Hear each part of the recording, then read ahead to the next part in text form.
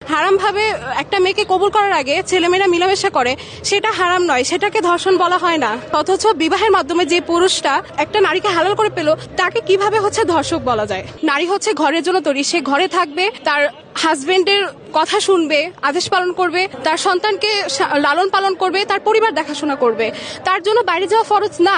কিন্তু আজকে পুরুষদের ঊর্ধ্বে গিয়ে নারীদেরকে যেভাবে নারীর অধিকারের মাধ্যমে যেভাবে সমাজের অবনতি ঘটানো হচ্ছে, সেটার আমরা ঘোর বিরোধী। আমরা যৌন ব্যবসাটাকে শ্রমিক হিসেবে আখ্যা করব, এটা তো নারীদেরই অবমাননা হচ্ছে। আমরা স্বামী স্ত্রী সম্পর্ক চাবো না, কিন্তু একটা যৌনকর্মীদের স্বীকৃতি দিব, এটা তো হতে পারে না। ইসলামে বিবাহের আগে একজন পুরুষ আর একজন নারীর সম্পর্ক সম্পূর্ণ হারাম থাকে। বিবাহের মাধ্যমে তাদের মধ্যে একটা হালাল সম্পর্ক হয়। অথচ আজকে যারা রিলেশন করে হারাম ভাবে একটা মেয়েকে কবুল করার আগে ছেলেমেয়েরা মিলামেশা করে, সেটা হারাম নয়, সেটাকে ধর্ষণ বলা হয় না। বাংলাদেশের প্রথম 5D AI ইনভার্টার যুক্ত সর্বোচ্চ বিদ্যুৎ সাশ্রয়ী যমুনা এয়ার কন্ডিশন। সেটা মিলামেশা, নর্মাল মিলামেশা। অথচ বিবাহের মাধ্যমে যে পুরুষটা একটা নারীকে হালাল করে পেল, তাকে কিভাবে ধর্ষক বলা যায়? এটা মূলত মুসলিমদের যে আইন, ইসলামের আইনকে আঘাত করা। বিবাহ যেখানে বিবাহের মাধ্যমে একটা সম্পর্ক হালাল হয়, সেখানে কিভাবে এটা ধর্ষক হতে পারে? আজকে সমাজে ডিভোর্সের হার বেড়েছে, এই জন্য আজকে যুব সমাজ আজকে নষ্টের পথে। আমরা এটার ঘোর বিরোধী, কারণ এটা ইসলামকে অবমাননা করা হয়েছে এবং ইসলামের আইনকে ওরা বৈষম্য বলেছে। তাহলে ওরা কোন আইনকে সমর্থন করে? যেটা পশ্চিমার আইন। আজকে 90% মুসলিমের দেশে, তাহলে মুসলিমের আইন কোথায়? অবশ্যই প্রথমত নারীদেরকে অবশ্যই অবমাননা করা হচ্ছে এবং ইসলামকে অবমাননা করা হচ্ছে।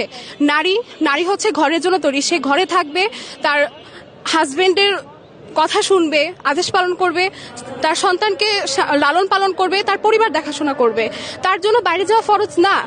একান্তই যদি সমস্যা থাকে, তার জন্য কোনো পুরুষ মাহরাম না থাকে, তাহলে সে বাইরে যেতে পারে, সেটা শরীয়ত অনুমতি দেয়। কিন্তু আজকে পুরুষদের ঊর্ধ্বে গিয়ে নারীদেরকে যেভাবে নারীর অধিকারের মাধ্যমে যেভাবে সমাজের অবনতি ঘটানো হচ্ছে, সেটার আমরা ঘোর বিরোধী। প্রহসন হিসেবে দেখছি, এটা আসলে নারী অধিকারের নামে নারীদের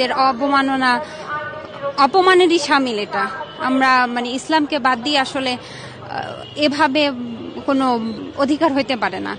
আমরা ইসলামকে বাদ দিব, আমাদের নিজেদের মন গড়া দাবি তুলব।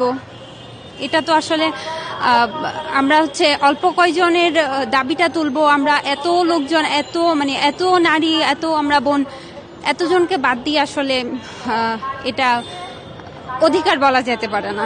নারীদের অবমাননা, ইসলামের অবমাননা দুইটাই। নারীদের অবমাননা তো ইসলামকেই অবমাননা করা।